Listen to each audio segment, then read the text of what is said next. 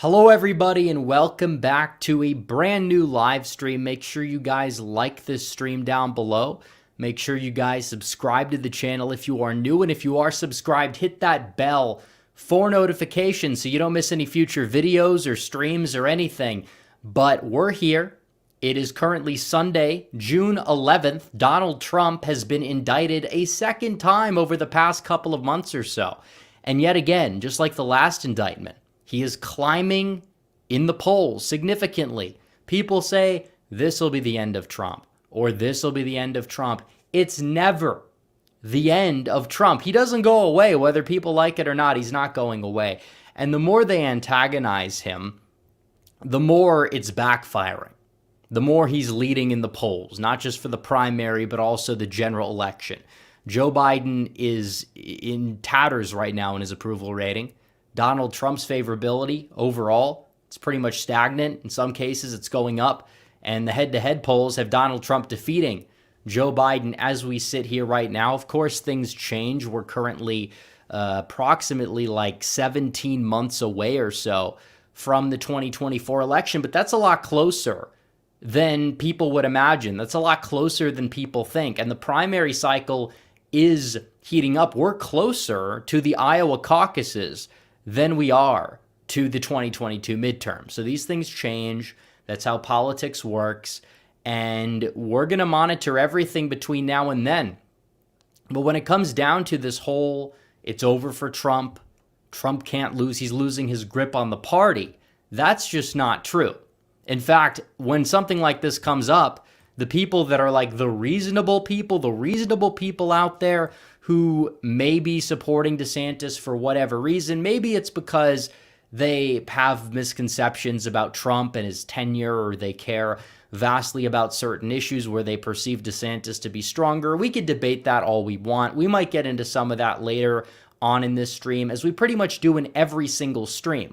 But what we do know is in this poll, Donald Trump has a 38-point lead over Ron DeSantis. And this is not the only poll that's going to be released that will likely show something like this. Trump also has had wider leads in other polls.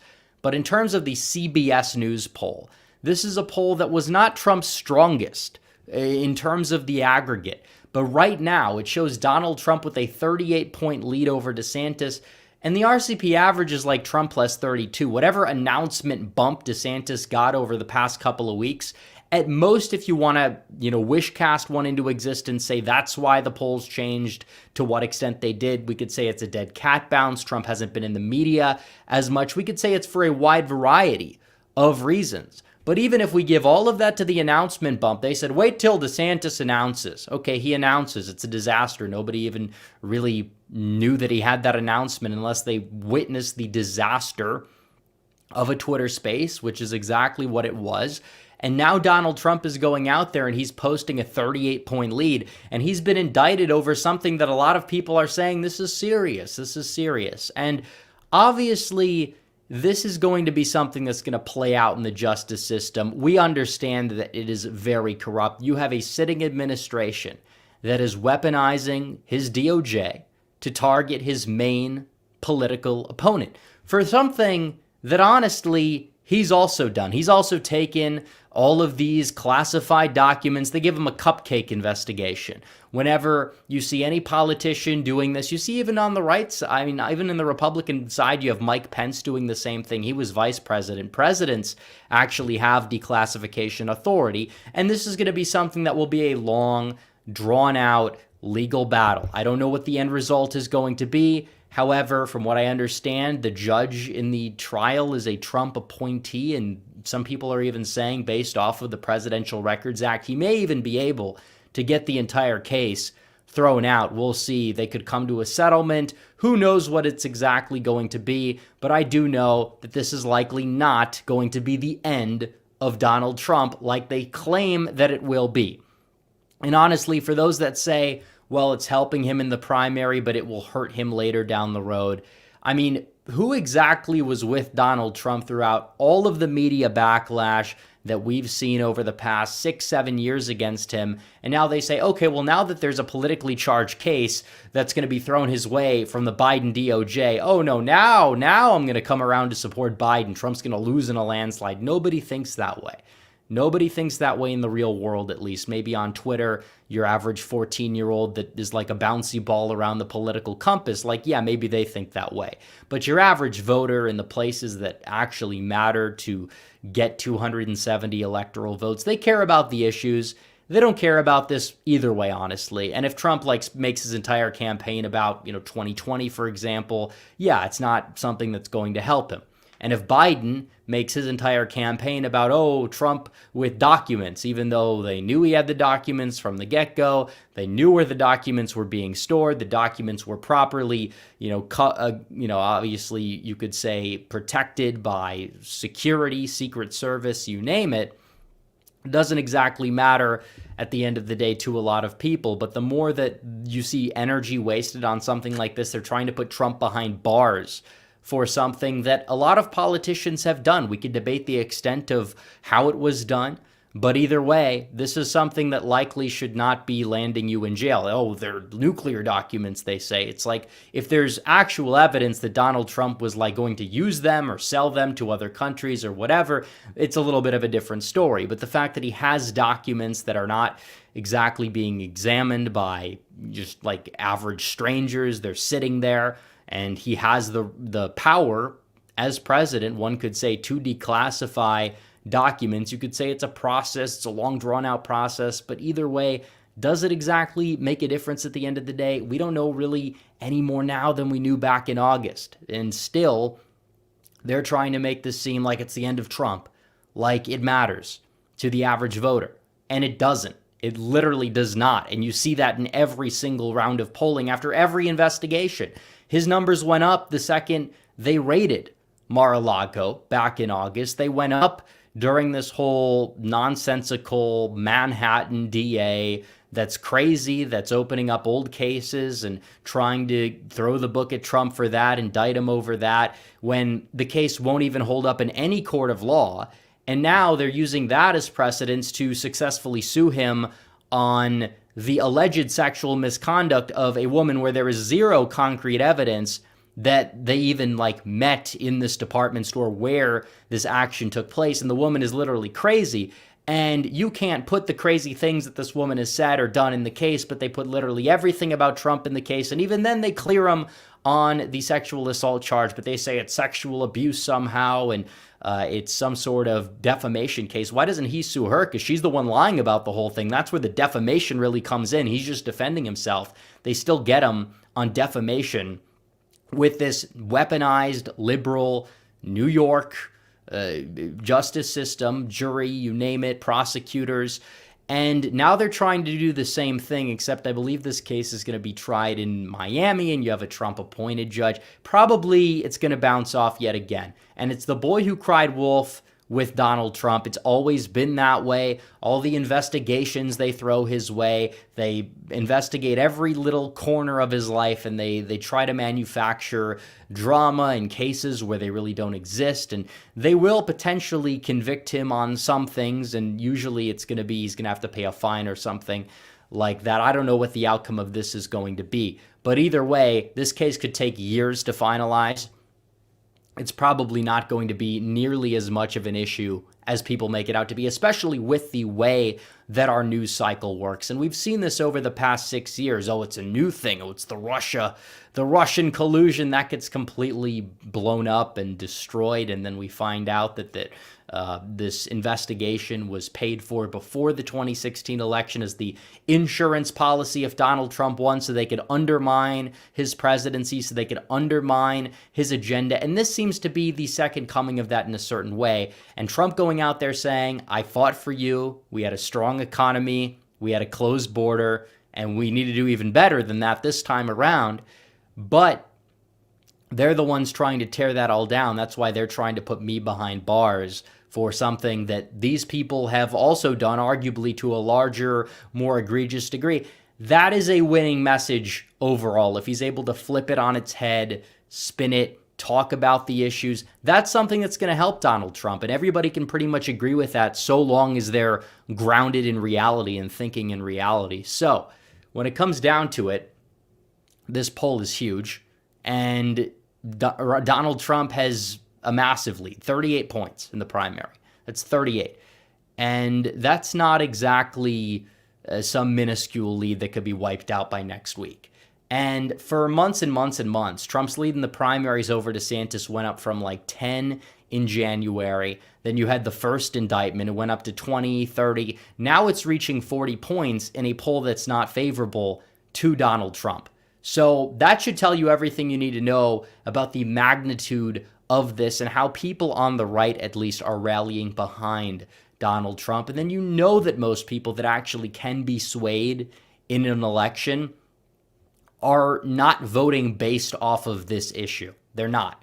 I mean, the people that are going to be fired up about this are those same voters, the 45 to 47% of the nation that just despises Trump, that will never come around to him, that will never vote for him. The people in the middle that can actually be one, they don't like Joe Biden. They probably don't exactly care a lot about the politicized scandals like this. They want to hear about the issues first and foremost. That's all that really it comes down to. So, like I said, it's going to cement Trump as the nominee once again. He's already been cemented as the nominee. How many times can we say Trump is guaranteed to be the nominee because of this? It's like there's so many reasons. DeSantis has no business in this race, which is what I'm saying. He's not necessarily this generational figure. He's not somebody that's like super eluctable, like people think. Oh, he won a statewide election. I could give you thousands of people who have won statewide elections by ridiculous margins in midterm years, many of whom you've probably never even heard of, let alone said that they would make a good president or they should be elevated or whatnot. But that's what it comes down to. You have the people in his corner, the people in his ear that are telling him, get in this race. Now's your time. You can't wait till 2028, despite the fact that he's ending his career now. He at least would have a chance in 2028, possibly would be that front runner. But right now, getting in this race against Donald Trump, when Trump is still the largest threat to the system, and Trump is the guy that made his own career, he's jumping in the race running against him, dividing the party, which will hurt the chances of Republicans winning in November, spending hundreds of millions of dollars that could be used to defeat Joe Biden in November of 2024, spending them on a divisive primary where he's not going to win anyways. It's laughable. There's no way for him to be in this race other than, oh, we're going to try to throw this election by dividing the party and we'll hurt Trump in the general election so we could say we were right and we could get Trump out of the way and we could get Trumpism out of the way, but it's not going away. They think it's going away, but it's not. Either you win with it or you lose and you take the blame, because that's what they're doing. And they are infuriated when they look at this and they see it, to the point where they have to come up with these 4D chess theories about, oh, well, they're only targeting Donald Trump because they think Trump is the weaker nominee and they want to run against him.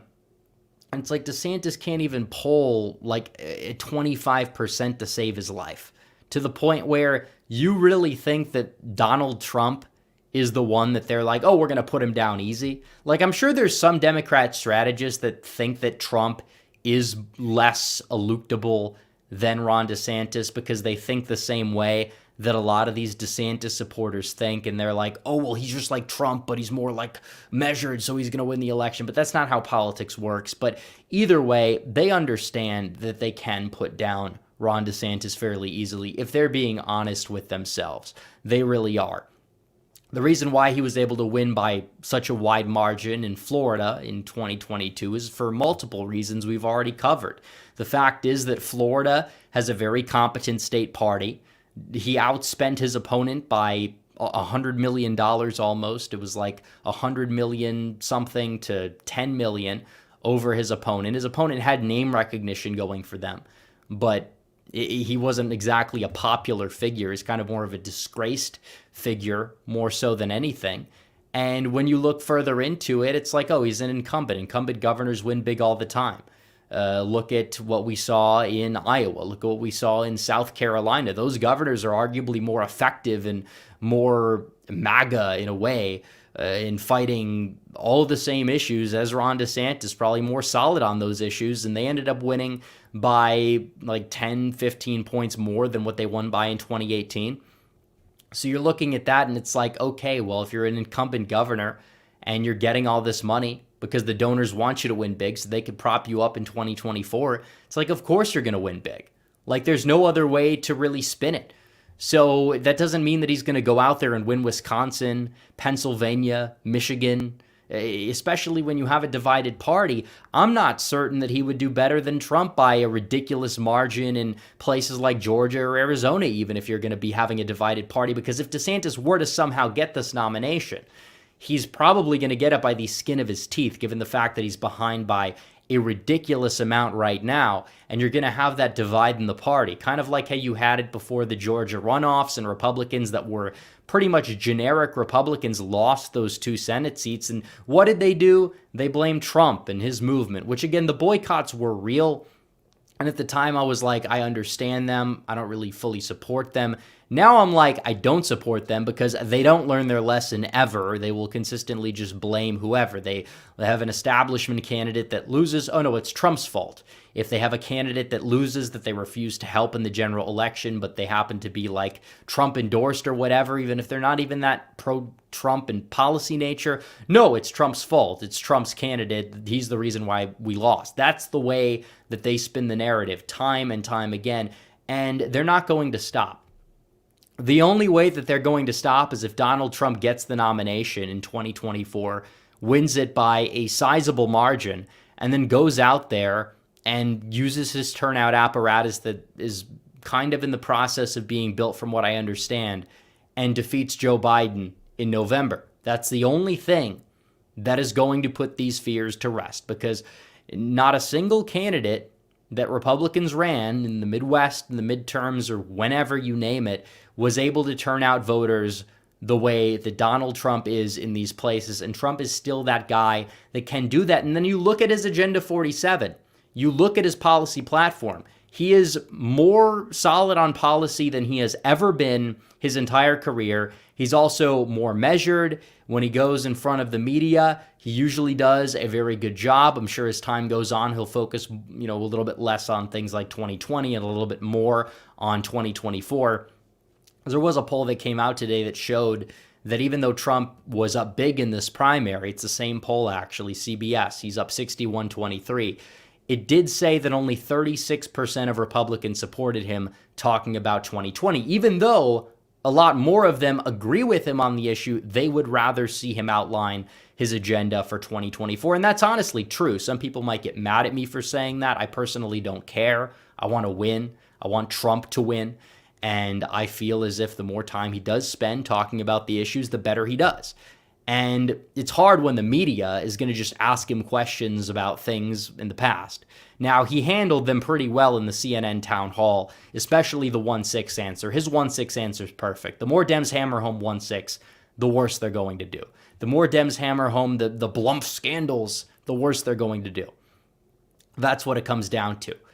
And I'm not exactly somebody that's going to sit here and say that Republicans need to be focusing on the Biden scandals 24/7. I think that they can be highlighted. I think they can be touched on. That's not the main focus. The main focus does have to be the issues. But all Biden has to run on is Blumpf bad. And they say Trump fatigue is real.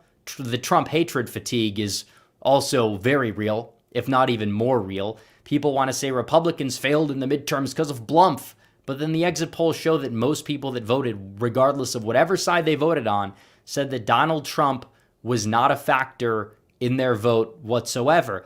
And as a result, it seemed like there were a lot of other issues at play that were energizing Democrats, partially because they have a very avid turnout operation going. We don't. Definitely, I think that Dobbs here and there in some of the gubernatorial races definitely helped Democrats. It didn't help them by nearly as much as some people will make it out to be. Maybe a couple of points here and there. Michigan, Pennsylvania, Wisconsin.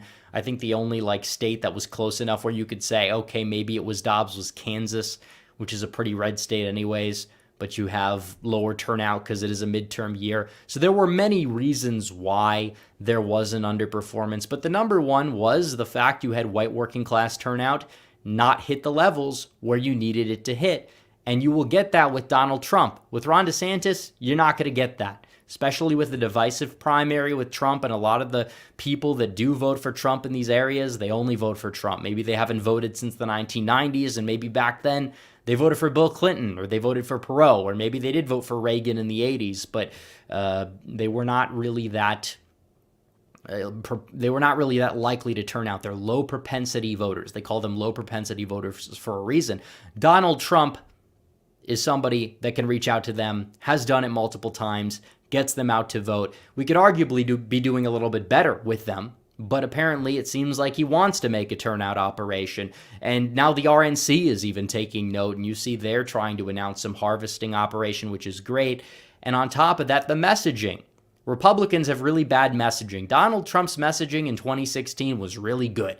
The Republican messaging in 2018, 2020, 2022 was not really that good. Now 2024, when Trump's at his rallies, is he talking about, oh, socialism bad 24/7? Of course not. He's not. That shows character development. It shows that he's learned. Some people will say he hasn't learned a thing. He's worse now than ever, but they're not even paying attention. They're not watching him. And it's easy to say that when he's not in the media spotlight, but when he's in the media spotlight, when he's doing a town hall or whatever, well, it's a little bit of a different tune, because then they see him and they're like, oh, well, maybe I was considering DeSantis before, if you're like a reasonable average voter. But now I look at Trump and see what he's doing right now, and it's like, oh, well, he's still the guy. You know, nostalgia factor kicks in.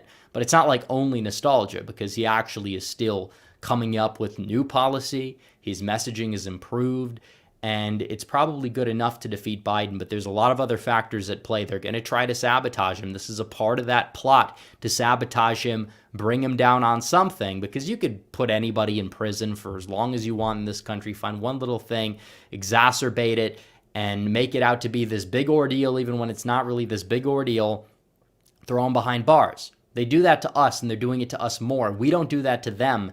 That's a problem. Biden should be behind bars. The Clintons should be behind bars. Obama should be behind bars. All these people, the Bushes, should be behind bars if we're going to apply the same standard, and even apply a much lesser standard. The bottom line is that the Republicans don't do it. They don't go after the GOP establishment for a reason, because they are the establishment. They're hard to go after.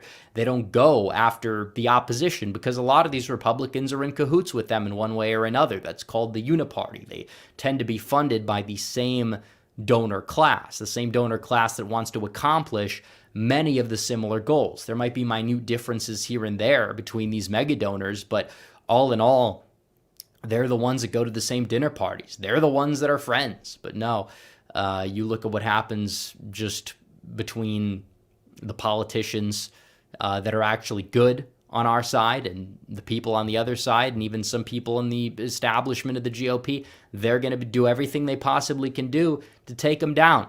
They would. They probably would have sealed everything about George Santos, even if George Santos actually was a member of the GOP establishment, or if he was a Dem. And there was so much opposition research we didn't have. Goes to Congress, starts voting solid, then everything comes out. He lied about everything. He's still the most honest guy in Washington, by the way, hands down, but that's a little bit besides the point. I do want to get to some other things before we get to Super Chats. We do have several Super Chats. Feel free to send in Super Chats if you guys want. We will be getting to all of them. Make no mistake, we have 761 live viewers, 765 live viewers actually in chat. Hit that like button, hit that subscribe button. Any questions for me, feel free to super chat them. You can also join the website for the exclusive content, and we will be doing a call-in stream this week. So if you guys want to call in, once again, you can. If you join the Discord, and you got to join the website to join the Discord, and then you could join it, and then you could call into the future stream, probably on Tuesday or Thursday. I don't know which one we'll do. Maybe we'll put up to a vote in the Discord server, because those are going to be the people that are calling. And maybe we'll bring some DeSantis people on, hopefully, so we can debate them, because we really haven't gotten a chance to do that. I think last time we had 9 callers, and I think 8 of them were pro-Trump. One was like on the fence. So we definitely want to get into the dissenting viewpoints so we could debate them. Because that's all we do on the internet, basically. It's like we have these two camps on Twitter. We're always fighting. You have the Trump side, you have the DeSantis side. And it's like these people, it's like, it's honestly like we want to go back to just fighting the left because the left was easy for some reason. But at the time, it seemed so hard. Maybe it's because we were fighting alongside these people. But either way, it's like the insufferability. They managed to somehow outdo that of the people on the left who want us gone, want what we stand for gone as a country, the left that supports flying the gay mafia flag at the White House. You see that there? They're flying. It's not even like the regular rainbow flag. It's like some weird thing where they have all the trans. They have all sorts of different weird colors. That's the globalist American empire flag right there. That's replacing your flag. It's replacing the American flag. That's what we're fighting up against right now. But these people on the DeSantis side, in many cases, not all, because you have some well-meaning people out there who do support Ron DeSantis. I get that. Some may even still be in the audience. But you have a lot of people, the influencer team, the people that surround Ron that are egging him on to run, turning people away from Ron, making people despise Ron, ironically enough, because they're so insufferable. These people are probably the most insufferable people on the face of the internet, and they take the TDS even further because at least you would expect the opposition to have TDS. You would expect that. These people are supposed to be right-wing, and in many cases they claim to be very right-wing. They claim to be populist in some cases, at least. But these are the people that are just insufferably anti-Trump to the highest degree. They have terminal TDS, and they're just people that you wouldn't even believe would have existed 2 years ago. Maybe if you were around in the Cruise Crew era, you would have kind of seen the revitalization. But a lot of those people came on board with Trump. Some of these people probably will as well. But I will tell you, they're not going to dictate anything about the way that this movement is going to go. They're the ones that are grifting. A lot of even the grifters that were very pro-Trump, like Bill Mitchell, Jenna Ellis, a lot of those people, they've jumped ship to DeSantis because that's where the hotbed of grifters are, because Ron DeSantis himself is a big grifter. And I got hate when I said that, but he's somebody who grifted off of Trumpism to an extent. He grifted off of being, I'm the MAGA governor, getting things done, gets the book deal out there, runs for president on a $300 million sinking ship, and just is trying to divide the party. And you're going to tell me, that's not a grift. That's because he genuinely cares about this country. If you care about the country, you wouldn't be running in the first place. The only cope they have is Donald Trump can't win a general election, but that's not true. And if it is true, imagine how poorly Ron DeSantis would do when you have all of these defectors. You have to look at the whole, landscape of politics as it stands right now. What's the path to Ron DeSantis's primary win, let alone the general election win? There's zero path. There's zero pathway. You might as well get behind Donald Trump right now and do everything you can to help Donald Trump win, because as you see, he's up by 40 points. You think he's blowing that lead? I mean, things change in politics, but in the aggregate right now, Trump is polling at 56, and Biden as an incumbent's polling at, 58, 59? I mean, we covered this in the last video. That's not much different there. And Biden's an incumbent president. Donald Trump is somebody who was polling in the 40s a couple of months ago, but nobody has polled above 50% in a primary ever in the aggregate and has lost the nomination.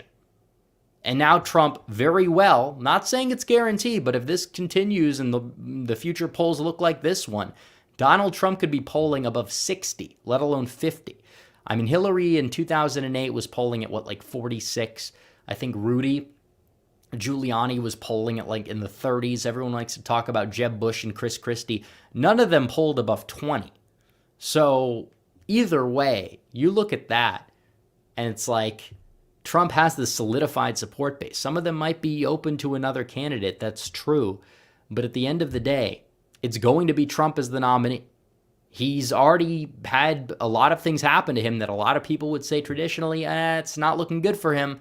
Like the midterms, like the indictments, you name it. It's not hurting him at all. It's only helping him. For some reason, Teflon Don, it just does not stick. Nothing sticks to this guy.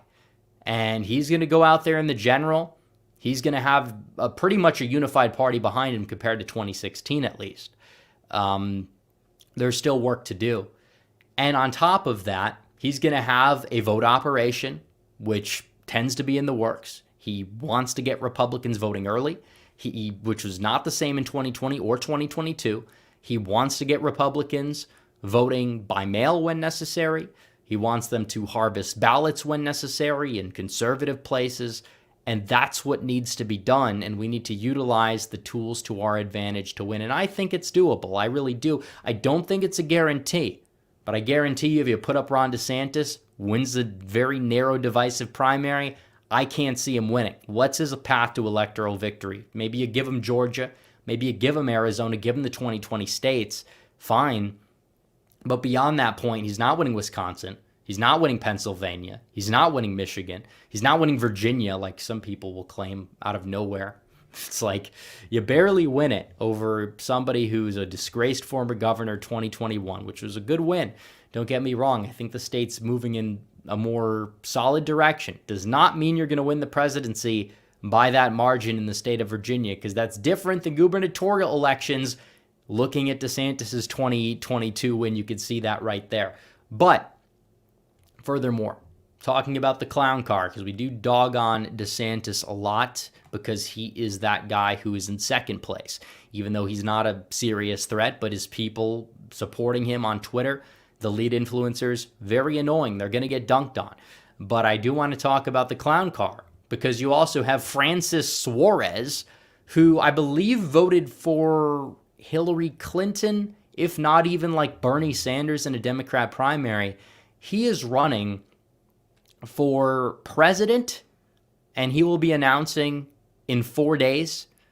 We need another candidate to be in the mix. Another rhino, by the way, objective rhino, which I know rhino is an overused term to an example. Usually just means a member of the Republican establishment, but then you could say, well, if you're an anti-establishment Republican, then you're the rhino. But like either way, then rhino would be a good term to use in that case. But either way, doesn't matter. He's an objective rhino on all the issues, very socially liberal. And there's so many people in this race already. You have Trump, who's viable.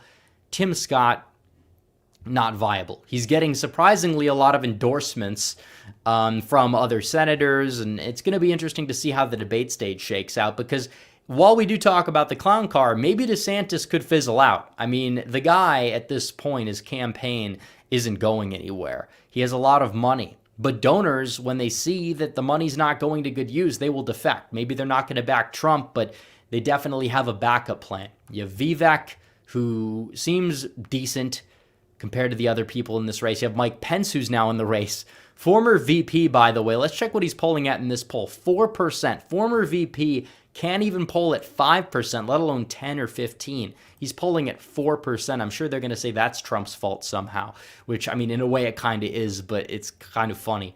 And then you have Asa Hutchinson, who's a total disaster. He's a liberal. He completely got more and more liberal as his governorship went on. His second term was far worse than his first term. You have Nikki Haley, who we know is not really in this to win this. What is she playing for, third?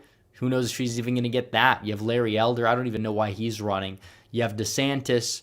You have Chris Christie. We know why he's rolling. I don't even want to use the term running with Chris Christie, but he's definitely in it for the free food, nothing else. He's going to go out there on the debate stage, try to trash Trump, maybe cause chaos. And he did cause chaos that did affect Rubio to an extent in 2016. I know Rubio tweeted out, oh, it didn't end my campaign or whatever. But, I mean, it's possible that it did affect him in New Hampshire, which is the state that really made the difference there for him, because if he got second place in New Hampshire, he would have had a much stronger case for first in South Carolina, but I think he got like fifth or sixth place in New Hampshire. John Kasich got second back in 2016. So it's like whatever. And then you have Doug Burgum, who's the governor of North Dakota. What are these people doing? I will say his logo's getting a lot of praise. I don't know if I can move that over. But his logo is getting a lot of praise there, which it is a good-looking logo for like an italicized, slanted logo, which we don't really see a lot of those for presidential campaigns. But even so, I think a lot of people are overrating that, but that's pretty much it. I mean, like, what is the guy going to do? Get like 8% in the North Dakota caucus and then drop out or whatever? I mean, come on. It's likely not going to happen. These people have no business in this race. I welcome them to the race. It's funny, but they're not really going to add anything of note other than likely taking more votes away from DeSantis than Trump. And like I said, there's no reason for DeSantis to be in there either. Like, ideally, you would have a Trump versus Liz Cheney primary. I think that'd be ideal. And Liz Cheney would get like 5% in Iowa and like stay in the race to the end. And it'd just be an easy punching bag for both parties, essentially. And now that Trump would be running up against the worst person possible, then you'd kind of get him to kind of return more to his OG roots, even though he's doing that already with DeSantis. So I'm not complaining a whole lot. I mean, you could say it's going to push him to the right side of things, push him back to 2016 because he has a crowded field that claims to be more viable. But it just is what it is. It is dividing the party to an extent. And while he can win, obviously he will win with this primary field, and he can win a general with a field that's this divided, it's still not the best thing to happen. It's not the best look, and everybody can pretty much agree with it. We need to rally behind one nominee, and right now Trump is that guy. And talking about the legal issues, I understand that, but they tend to be bouncing off in the primary field.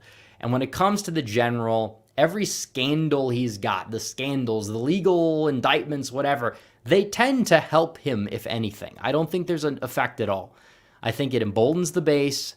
The opposition's going to be emboldened regardless because they have a turnout operation. We need one to rival that. Like, it comes down to sheer numbers. The Republican establishment tries to pander to voters that don't exist. They try to go for these independents, and it's like, okay, they're out there. A lot of them are not going to vote for you regardless. Like, it's true. And Mitt Romney won them. He lost. John Kerry won them. He lost. Donald Trump lost them by, 15? Arguably, in some exit polls in 2020, was still, 20,000 votes would have flipped the other way. He would have won.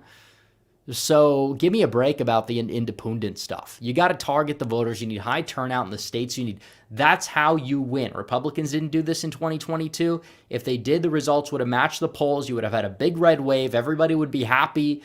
But instead, we're going through this nonsense. So what do you want me to say about it? Either way, you see that. You see Supreme Court now. The House gets harder because the Supreme Court decided to rule to double down on certain VRA protections, which say you need to draw additional Democrat seats in Alabama, South Carolina, Mississippi, all this. They're going to give Democrats 5 to 10 seats based off of that fact alone. And yes, we still will have positive redistricting in places like Ohio, North Carolina. No, the House is not lost, but it gets a lot harder. And this is a problem. You have a rough week when stuff like this happens, and it's not talked about a lot. It's not talked about enough. It's not the sexiest topic to delve into. I understand that. It's a court case about how map boundary lines are drawn. I get that. But either way, it's important because that's how you gain power. You have to get the people you need in these seats. It's all about math is what it is. But instead, they're going to be drawing like more Democrat seats and areas where you wouldn't need them. And when it comes to states like Nevada, you talk about minority white states, they can draw all these white minority districts there for the Dems. It's fine. Same thing with New Mexico. But then you have the double standard with the other side. You have the double standard where you need to draw X amount of black majority districts, but you can't have any white majority districts in places where whites are a minority. So you have this two-tiered system. It's institutional racism against white people. It's institutional anti-whiteism. That's all it comes down to. And you have a Supreme Court, by the way, and this is arguably the most egregious takeaway from this, that is supposed to be 6-3 conservative. Yet you have people like John Roberts that will defect. You have the rotating carousel of the Trump three, and usually one of them has a bad ruling every ruling. And it's almost like there's like an agreement or something going on because, sometimes Gorsuch will screw everything up. Sometimes it'll be Kavanaugh. This time it was Kavanaugh. Sometimes it's Barrett. And that's the way that it's tended to be. You only really have two rock-solid justices on the Supreme Court, those originalists that are not afraid to interpret the Constitution in a way that's favorable to conservative ideas and the Republican Party and their longevity as an actual conservative party, you name it. You have Alito and you have Clarence Thomas. Those are the solid two. Everybody else on the court, and by the way, they go after Thomas a lot. They've been going after him lately for all the personal stuff that they're unveiling about him as well. Kind of shows you how they weaponize these certain aspects about people's lives against them 24/7, so long as they happen to be dissidents to the regime in any way, shape, or form. They don't even have to be these ridiculous, dissidents, but if they actually use power a little bit, the bite back is strong. That's why we need to band together. The left will defend their people on the crazy left side, but you have sensible people that happen to be true America First conservatives on the right side. The right will not defend them. They'll leave them out to dry in many cases. They'll throw them directly to the wolves. They'll take them off of their committees in Congress. Sometimes they'll buy them out. Look at MTG. Look what happened with MTG. I'm not saying she's like a bad congresswoman or anything, but she's definitely leaned more towards the establishment side of things over this Congress compared to last Congress, to the point where it begs the question, what's going on here? What's going on, Marjorie? I don't know. But it's just sad to see. It's sad to see. So there's that. And the last thing I want to cover before Super Chats, I know so many people have been waiting. We've been going for 40 minutes already. So make sure you guys send in Super Chats. We're going to get to them in about 3 minutes, I hope. Ideally, we get to them before the 45-minute mark. Either way, I'll just stop what I'm doing there if it goes on that long, and we'll start reading them. But here we go. Community notes. I got noted for the first time on Twitter. And this is real because DeSantis goes out there, and like I said, my main critique of him that I've been saying lately, policy-wise, because people will say, well, you praise what he's done as governor. And I have in certain aspects, because he has done some good things that I've praised over the years, and he's also done some overrated things that I've said, hey, wait a minute, there's caveats here. You look at the big tech bill, even the Don't Say Gay bill. It only protects students up until 4th grade. I think it needed to go a lot further than that, because that's like the average norm like 2 years ago. It's like, oh, well, you're an average politician from like 2018. You don't want to teach this stuff to people under 4th. And obviously it's a good thing the bill passed, but we need a lot more than that is what I'm saying. And a lot of it is performative. And DeSantis said on the campaign trail, he wasn't sweating because he went to, I think it was Iowa or Oklahoma it was. He did a rally with Kevin Stitt, the governor there, his only other governor endorsement to my knowledge. It kind of almost got primaried out even. But he goes to do a rally there, and the guy's drenched in sweat. They have to change his shirt. They have to go to Walmart, buy him a new shirt, and then bring it to him when he's sitting down talking to people at like the dinner table at the event. And it's a disaster. But he was not sweating here, so he does get credit for that, okay? We give credit where it's due. He wasn't sweating here, and he was talking alone. So much time on the campaign trail, he doesn't talk. He sits in the back, and his wife, who's taller than him, by the way, does all the talking for him. And it's like, I understand you want to soften your image, but is your wife going to be talking to these foreign leaders that hate us, that want us gone, instead of you, if we're electing you as president? Like, why are you the one running at this point? But they know he has a charisma problem. They are privy to that, and it is what it is. But beyond that point, not to get sidetracked, DeSantis says, I look forward to renaming the military base in North Carolina Fort Bragg. And we're not going to let political correctness run amok. But I said, this is the same guy that tore down statues of people in Florida, or at least supported that happening, and renaming them with some woke hero CRT historical figure. And he's doing a 180. I get noted because they say he didn't tear down the statues. It was replaced because of legislation with the previous governor. Then you click on the article from The Hill or from Jacksonville.com, and it literally says DeSantis works to tear down the statue, or asks them to tear down the statue and replace the statue. So he was asking. He didn't have to do that. He supported this. But still, they're so dishonest. And then on like their little Hall Monitor Twitter account that's like vehemently pro DeSantis, whatever it's called, note needed or whatever, they were caught, tagging my tweet, and we have people on the inside that were feeding this information. Multiple DMs I got about this, by the way, like 2 or 3. And it's crazy what goes on behind the scenes with these people. I mean, it's absolutely insane how they're going out of their way to lie and acting just like the fact checkers. They're no different than Snopes. They're no different from any other organization, the media, PolitiFact, NBC, you name it. But I promised at the at this timestamp, we're going to get to Super Chat. So bear with me here 1 second. We're going to get to these. So Gerald Armstrong says, Robert Barnes had a great analysis of the Trump indictment tonight. I did not see that. Liberty or Death says, I thought you were joining the Army. Did you? I never said I was joining the Army. I don't know where you got that from, but I'm not joining the Army. John Waffle H2 Pieces, George Santos 2028. While we can meme about it, it's probably better that we find a different candidate, although I do hope he wins re-election. I really do. I don't think he will. He may be primaried out, but I hope that he somehow wins re-election. You never know. I mean, he's somebody who has a little bit of a unique group of political views there. He's like trying to appeal to the unions, which Republicans don't usually tend to do, and I have mixed feelings about that myself. I'm not entirely pro. I'm not entirely anti when it comes to private unions. I think that there needs to be more of a middle ground when it comes to right to work. I think that there's pros and cons of it that are legitimate pros and cons. But Rufus Zoo, fake Rufus, says Trump is guaranteed to lose. Why be so dumb? And that's how these people think. They say he's guaranteed to lose. He's winning the polls, by the way. You're guaranteed to lose, but you're winning the popular vote.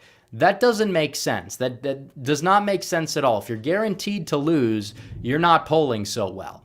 And a lot of these people think that Donald Trump can't win. He's going to go out there and get destroyed by Biden. But Biden's popularity is in the gutter. It has dropped significantly from where it was. Donald Trump's popularity is pretty much meh since the election. It hasn't really gone up. It hasn't gone down.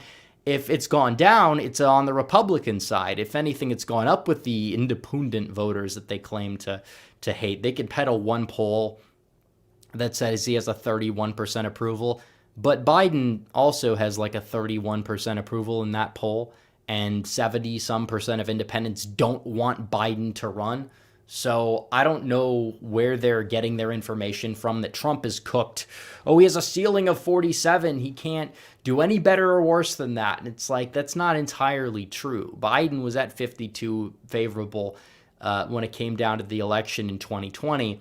That's completely plummeted since then. He's now in the low 40s. His approval rating is actually lower than Hillary Clinton's favorability rating for much of the 2016 election cycle. And you add trends into the equation, you add a lot of different things into the equation, the metrics would point more towards a Trump victory than a Biden victory. However, I'm going to be cautious. I'm not going to say Trump's guaranteed to win. Some people will say I'm a doomer because of that. I think it's just important to always play like we're a little bit behind. And I think that maybe to an extent we have a lot stacked up against us. We don't know. They're not going to let Trump walk away with an easy election victory right back into that White House without a fight. They're not. That's what it comes down to. It's going to be a long, long effort. They're going to try to stop him, a long process. But either way, it is what it is, guys. That's what it comes down to. So if you guys have any more super chats, feel free to send in the super chats. We've only got 4 so far, but we have 800 live viewers in chat. Hopefully we'll get to everybody's questions by the end of the live stream. But like I said, we're done with the segment. We're going to talk about whatever you guys want to talk about now. So if you want to send in super chats, member chats as well. We don't have any member chats, but you guys could send those in if you're members. But anything to keep the conversation going, we will like. We love the high energy here. Almost 800 live viewers. That's absolutely great to see. But what can I say? There's a lot that went wrong this week, but I mean, will it backfire? We'll see. We'll see what happens with the redraws. because maybe they'll put a new case up. But if you have these Supreme Court justices always caving on literally every single issue, it's always one of the three. It's one of the three Federalist Society justices that were appointed by Trump. And it irritates me because it's never the same one. It's not like there's one bad one, because everybody usually has a bad appointee. It's like a rotating carousel. It's honestly begging the question, who's like, is there some like subtle motive or behind the scenes to come to this agreement so they don't always have one looking like the conservative in name only judge, because they say, oh, it's nonpartisan, sino, I don't know. But it's, I say lowercase c conservative. I think that tends to be the way to go regarding the fake conservative thing. They're nominally conservative. They're not actually conservative when it comes to, and there's so many people on the right that fit into this category in the media, whatever, you name it. So Anthony Williams says Trump's justices seem to avoid giving conservatives too much power like rhinos. It's like they're all just acting, but everything seems to help the Dems. And it usually is that way. Now, the culture has obviously gotten a lot worse under this administration.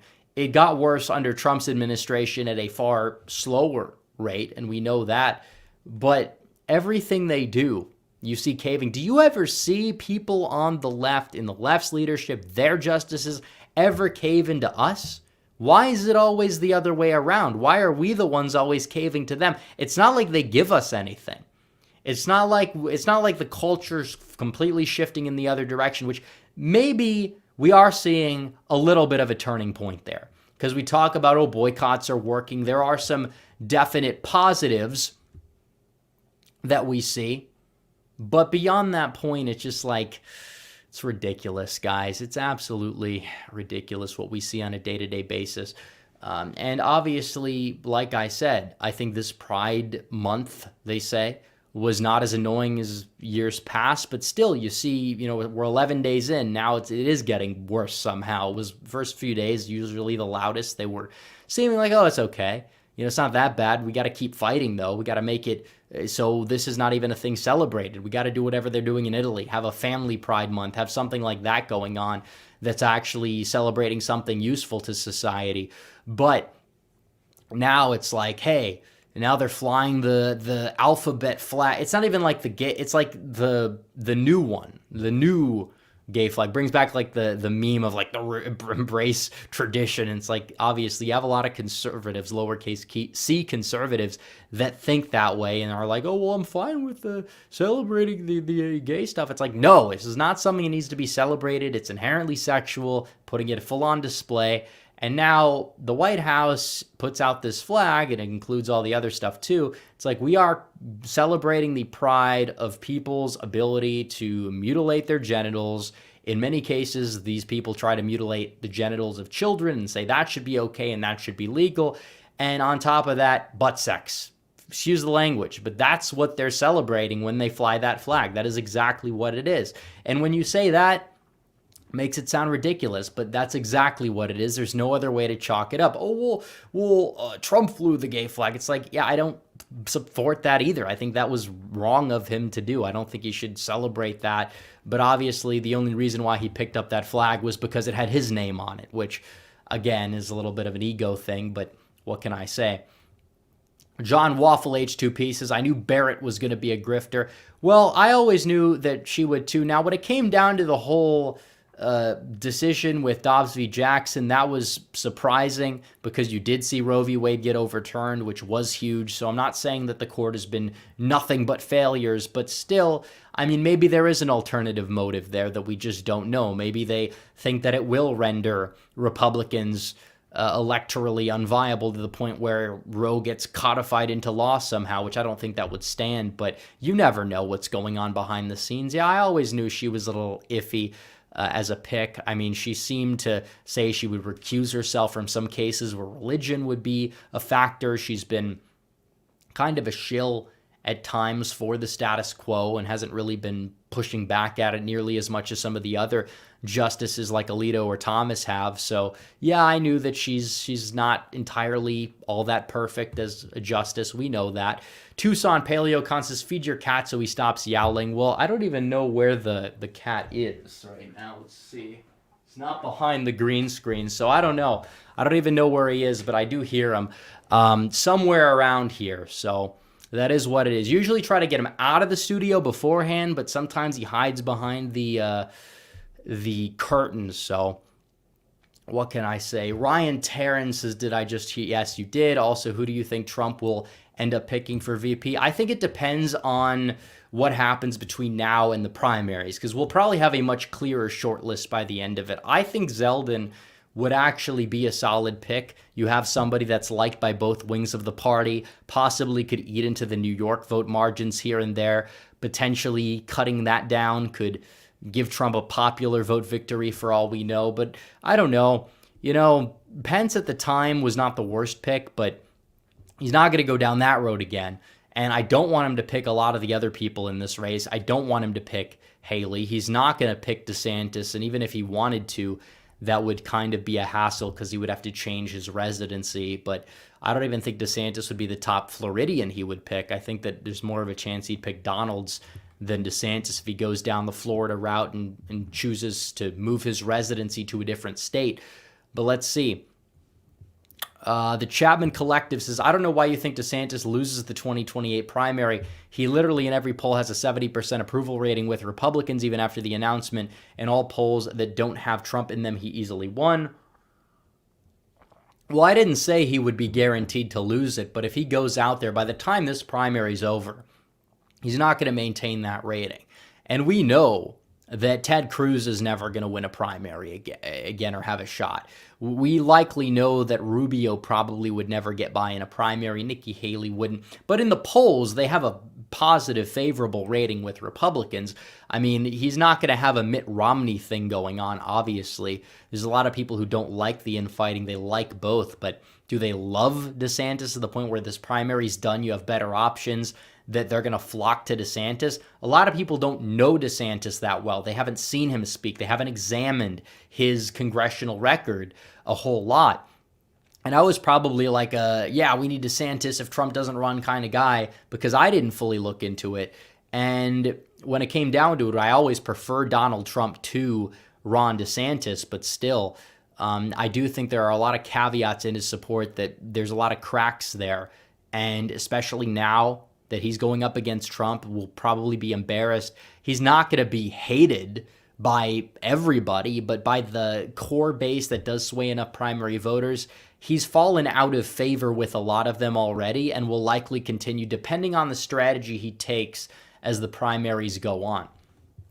Jeff Phillips says, could Mazie Phillip primary out George Santos? I don't know who that is. I think he could lose a primary to a viable challenger, but that viable challenger probably also would lose. So Samuel Harrison says, which movie franchise do you think Disney ruined the most with wokeness? There's so many to name. I'm not the biggest movie guy. I don't know if that's the best question for me, but I will say they've ruined a lot of things with wokeness. And if it's either just like inserting the subtle political messaging in their movies, because they do that with a lot of them, and it's not just Disney, it's Hollywood as a whole. And then on top of that, changing the ethnicity of characters to be more inclusive. Now that you have is it a Cleopatra that's like black? Oh, it's Egyptian. Well, first of all, Egyptians aren't black, for one. For two, she was Greek, and now it's being played by like a black woman despite it being a Greek character. It's like the meme you see, it says like polar bears, Netflix presents polar bears, and they're like black bears. It's the same concept. It's funny. Those memes are actually funny, but it's sad how accurate they are. So FM Bunch of Numbers says, since Meatball heard his future best choice in 28, that kind of piggybacks off of the super chat a couple of super chats ago. I don't know who the best choice is going to be in 2028. I think that it comes down to a lot of things. Who's going to run, who is the star of the moment, because that can change. Nobody in in 2011, where a lot of people saying Trump's going to be the guy in 2016, I mean, he teased a run to the point where people were talking about him, but I wouldn't really expect people to say, okay, he's that guy. I probably would say somebody like in the Vance Hawley camp is probably going to be a front runner, somebody that carries like the populist type of torch in that regard. I think that they probably are going to be up there. I don't know who else you'll see. Will Mark Robinson be in the running? He'd only have been governor for 2 years. He'd at least be a VP pick at a minimum if he wins, which I think, honestly, he will. I see the dirt they put out on this guy. It's like, oh, here's a video. He's praising Harvey Weinstein. It's like, I watched the video, and it's like, where did he actually say that? And you look and you read between the lines, and it's like, this is just dishonest material. And if this is what they're running with, I just don't believe it's going to bode well, because they did that with the lieutenant governor run, where he's a lot, of a lesser figure than a governor, especially when Trump's on the ticket. All you have is negative Robinson ads. He wins by 3. So it's like, now he's more established. Now you might have party fatigue. Now the North Carolina Republicans are actually doing stuff that is making the state more conservative. It's like, hopefully you'll see him win. I don't know if it's guaranteed to happen or what, but we'll see. Okay. Let's see. Nick A says Alan Lichtman says Biden's on track to win in 24. I mean, Alan Lichtman says a lot of things, and he's been wrong in his model before. He's had to change his model, but he says, well, Biden has a great economy. And that's not true by most metrics that people care about. Inflation is off the rails. A lot of things are off the rails right now. Foreign policy. Oh, he didn't have any foreign policy failures. But it's obvious that you could look at the Afghanistan thing and say that's a foreign policy failure. So when you look at the 13 keys, you could interpret them however you want. If BLM riots again in 2024, the civil unrest key gets turned.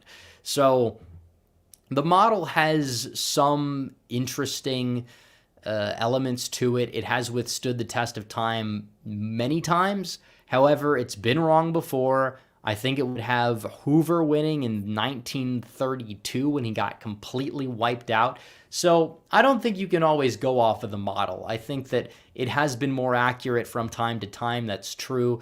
But even when it comes down to the divisive nature of the primary, Biden's not even polling at 60% on his own side.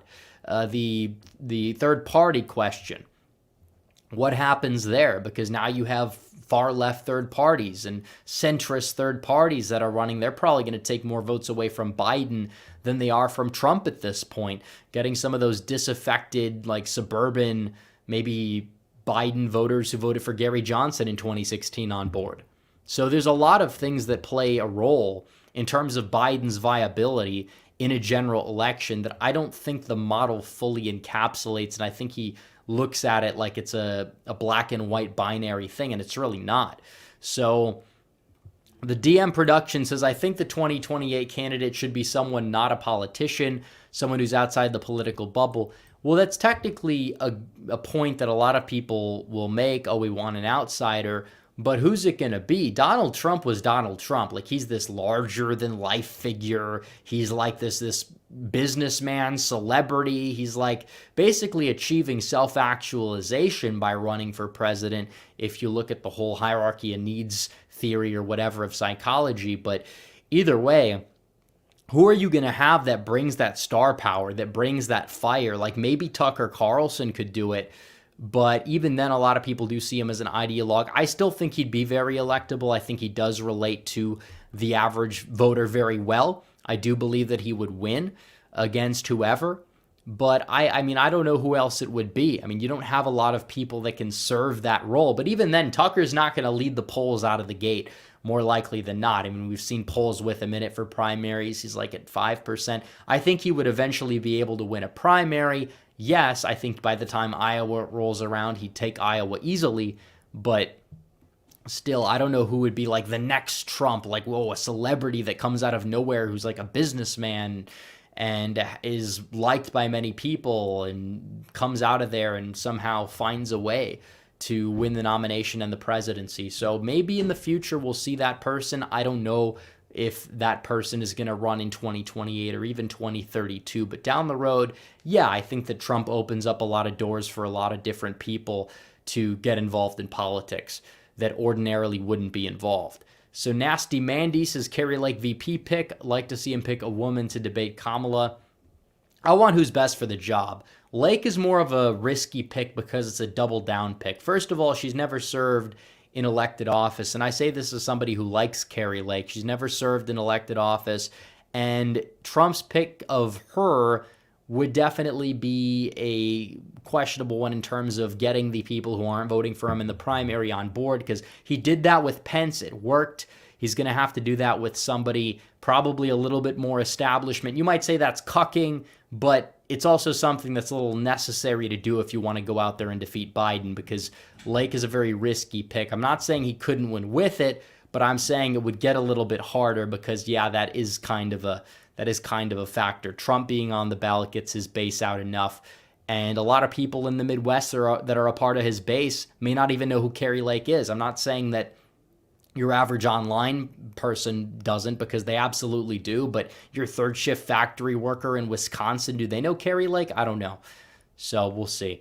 Josh Light says, don't give up on Virginia rep. Youngkin didn't just win, but he's very popular in the state. And remember, Virginia is not a New England state. Its governor's races don't differ greatly from national. Well, I think the state could revert a little bit, but it's not going to revert a ridiculous amount. Part of that's just the national environment bounce back effect, where Biden just does worse everywhere because he's lost popularity. I personally think that governor's races as a whole across the nation, Oregon, Republicans usually get closer. Virginia, we won by 20 in 2009. So it's not like unheard of for Republicans to win a governorship there, even if the state's been moving away. Just compare the results between the president race to the governor's race there. So that's just the way it goes. Mr. Jimmy is, what can Trump and GOP do to win over Gen Z voters? Well, they have to tap into the problems of Generation Z, and they don't do it. You have a lot of disaffected young men in general. They're the ones being scapegoated by a large part of this culture, and the Republicans don't exactly cater to those voters. In fact, they apologize to their political opponents more than they actually try to solve the problems that are facing the younger generations. And obviously, like, coming up with new economic type of plans or whatever definitely is something that could help out quite a bit. But when it comes down to the whole Gen Z thing, or the Zoomer generation, as I like to call it, like, there's so much subject matter that could be used to benefit Republicans. They just don't touch it. They don't want to touch it. They don't want to talk to them. They talk to the donors. They talk to the boomers.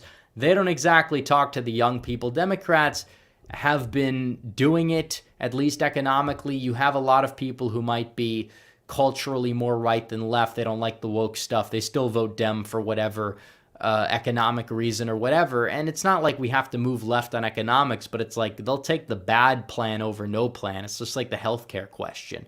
And that's something that Republicans just have not learned the lesson for. They haven't.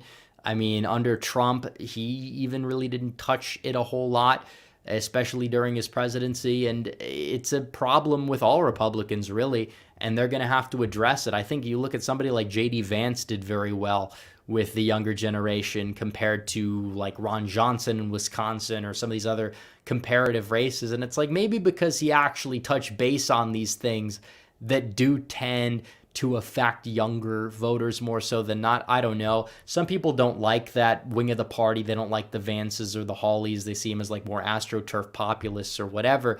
I personally like them.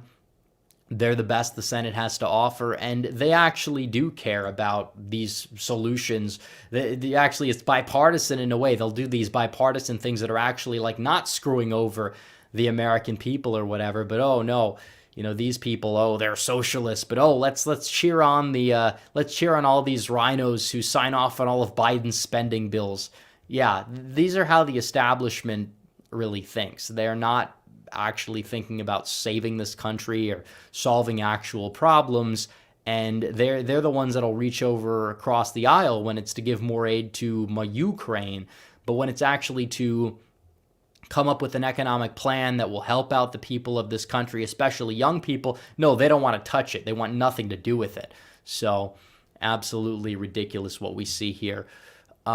Samuel Harrison says, why is Vermont and New England so blue? A lot of hippies from New York City have moved up there, and that kind of does explain a big part of it. I mean, Vermont could warrant a whole documentary on its own because of how weird of a state it is, but in terms of New England, it's like, yeah, New Hampshire is kind of competitive, more libertarian actually. And then you have Maine. Maine's 2nd district is solid Republican now. It's in, one of those Obama-Trump areas.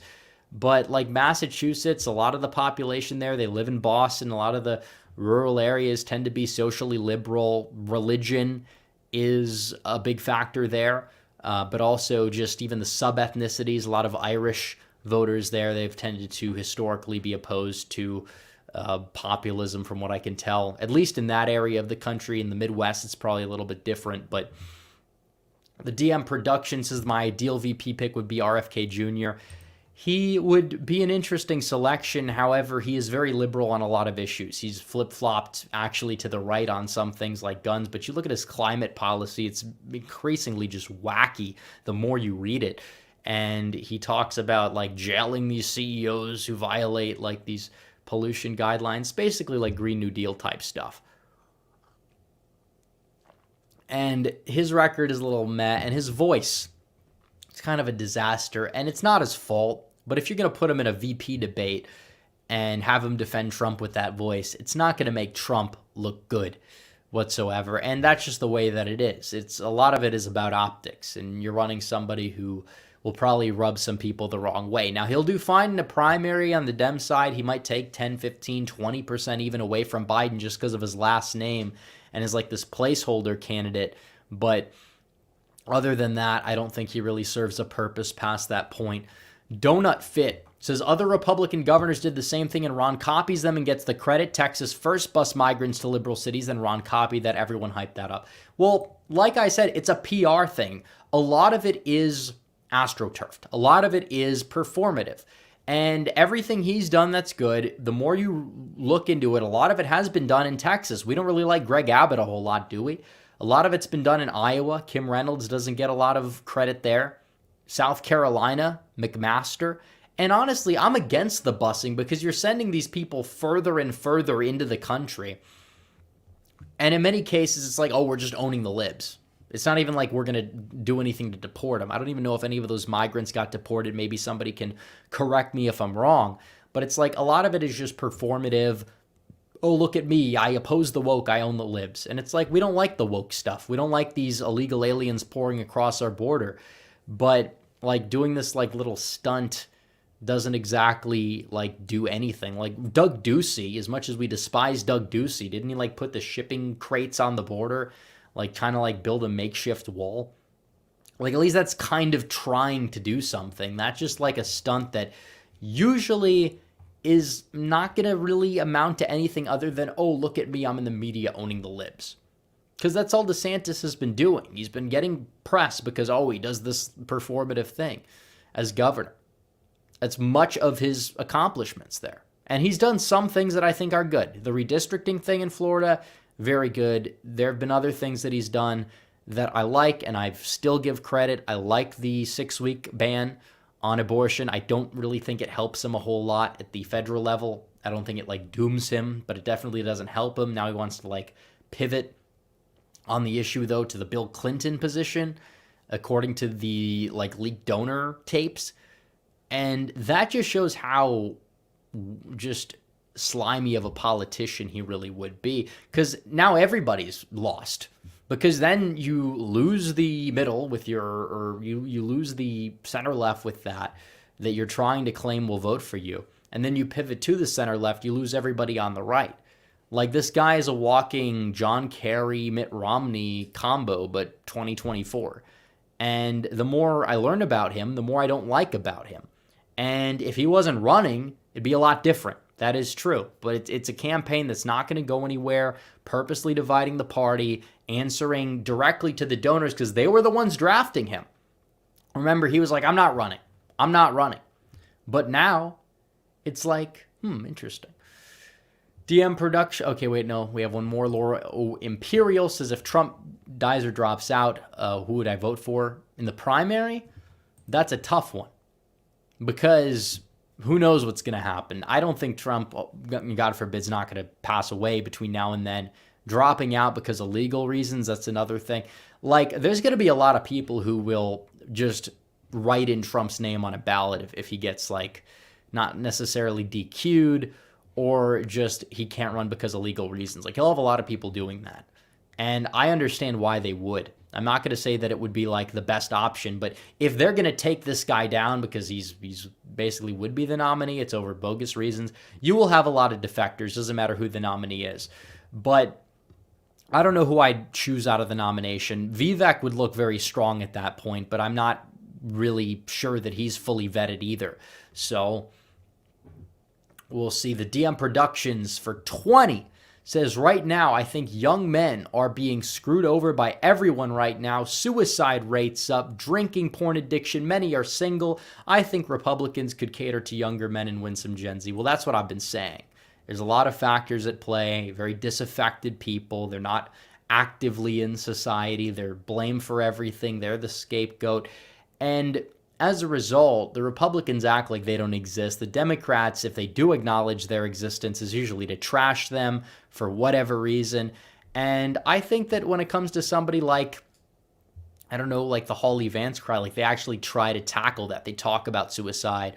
They talk about the opioid crisis. They talk about the negative effects of pornography. They talk about just a lot of different things that are not exactly talked about right now by the Republican establishment. So when it comes to catering to Generation Z, the Zoomers, the younger voters, you're going to have to talk about those issues in some way, shape, or form. I mean, this is a massive problem. You live in the digital age, social media, a lot of issues there, actually. And a lot of Republicans are too afraid to touch those issues because they don't know what exactly is going to come out of it. But those that do tend to do well with younger voters, at least comparatively speaking. So we'll see. Mr. Jimmy says, how can we win in redistricting after Alabama? Well, it could take another court case. We could work on Ohio. We could work on North Carolina now. But who knows what's going to happen there? Who knows? New York is another disaster because if they try to reinstate the Hochulmander, and if that gets reinstated, then that's another problem. Because at that point, then you're adding more and more blue seats to New York. It's going to be difficult to retake the House. And maybe we could still do it depending on the national environment. I'm not saying it's impossible, but it definitely gets a lot harder than it is right now. And that's something that we need to focus on as well, trying to get the most solid maps in that we possibly can. Joshua Mills. So who do you think would run for president on the Dem side if Biden passed away this year or had to resign because of a major health issue? So that kind of is the inverse of the other super chat about Trump. I think Newsom, they could trot him out. He's interesting lately. He's going on Fox News doing town halls saying positive things about Donald Trump even. It's like, what is his motive here? What is he really trying to do? Is he trying to seem like he's palatable to these independent voters? And some may say it will make him formidable. I think that he's fake. I think he would be a bad fit for the Midwest. But given the fact that Republicans not named Trump can't turn out voters to save their life there, depending on the direction the party takes after 2024, yeah, Newsom possibly could end up taking over after Donald Trump in 2028 if Trump gets in there, serves 4 years, you name it. But it's possible. Now, let's see. Do we have any more super chats? I think that's it. I don't think we had any member chats that I missed either. So, yeah, we had a lot of viewers tonight. 800. I think we peaked at, I don't know, I can pull up the number we peaked at. I think it was 857 live viewers. So you guys did your job tonight by showing up. And I know I haven't streamed in about a week, but we're going to stream a couple more times this week. And then we'll be streaming, I think Tuesday and Thursday. I know I said I would do it last week, but a lot came up. But this week, this time around, Tuesday, Thursday, we're going to be streaming. We're going to get it done. So if you guys have any more super chats to send in, feel free. This will be the last call. And after that, we'll probably just wrap things up here. But We will probably have a couple more to get to. So this is the last call for super chats. Anything else you guys want to send in, feel free. If you guys want to join the website, get exclusive video access. We did a video a couple days ago, put it up on the website, full-length video, members only. Make sure you join. The link's in the pinned chat. You also can join there for future streams, so you could call in. We're going to do a call-in stream either Tuesday or Thursday. Have not decided which day yet, but if you are in the Discord, you will be let know of that, so just stay put. So, regular chat is still going. Let's see. A lot of people are talking about Gavin Newsom. Gavin Newsom is not good. I don't think he really will go anywhere. I think they're probably going to pivot more after that. After 2028, they're going to look into the Ossoffs of the world, the Gretchen Whitmers, and try to run her for president. And it's a disaster what they have, but at least their bench in the future is probably more viable against a Republican than their current bench right now, because they have no bench.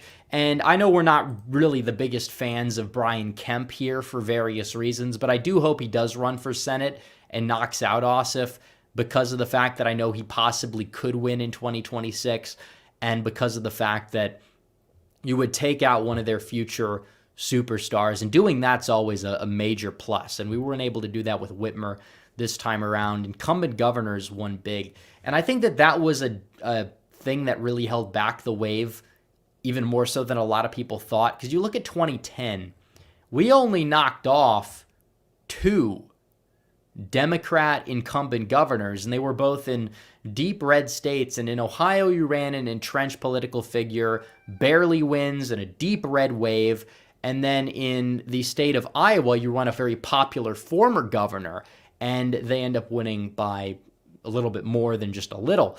They won by like 8 or 9, but still, that's your only takeaway. And we had won this cycle. We took off Sisolak. We replaced him with Lombardo, who isn't that much better overall, all things considered. But it's like, yeah, I mean, at least you got rid of one. But there's so many more we possibly could have gotten rid of. And in the open seats, we lost, I think we only lost Arizona, and then some like deep, deep blue governorships. I don't even really count those as losses, because they were going to be lost either way, regardless of whoever we put up, except if Baker wanted to run for another term, which he didn't. People blame Trump for that, but Baker was not going to run regardless. Matt Gagnon says Pence 2024, that's just delusion. I think that's a troll. Let's see.